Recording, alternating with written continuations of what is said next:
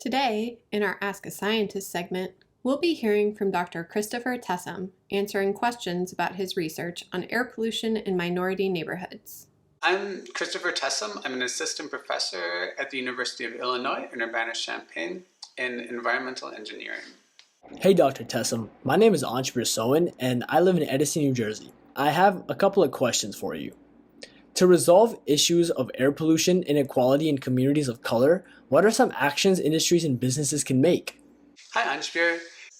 Probably the best thing that industries and businesses can do is to make sure that they listen to the members of their community that they're located in, and also to keep the community informed about the things that they're doing.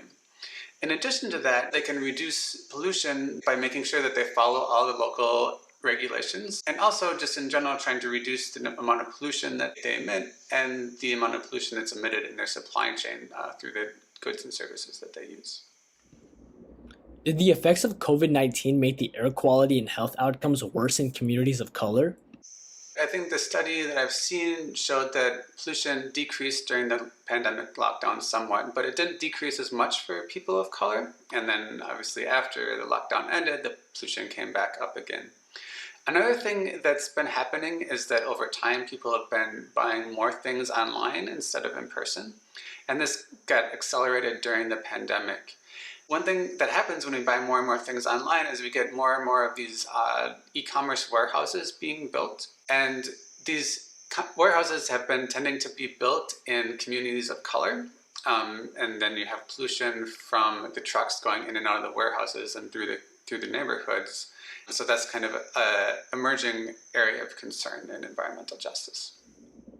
In using data from the US Census, do you think there were any differences in responses from minority neighborhoods compared to privileged ones that could have impacted your data?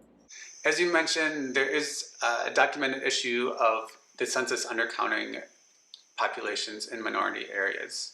This has been especially of concern in the 2020 census. We use data from a different census from before 2020, so it's maybe not quite as much of a concern in our study, but one way to think about it is the effects that we see in terms of environmental justice. If there were not undercounting minority populations, they would probably be even larger. To find out more about Dr. Tessum's research on pollution in communities of color, check out the article adapted by Science Journal for Kids titled, "How Does Air Pollution Affect People Differently?"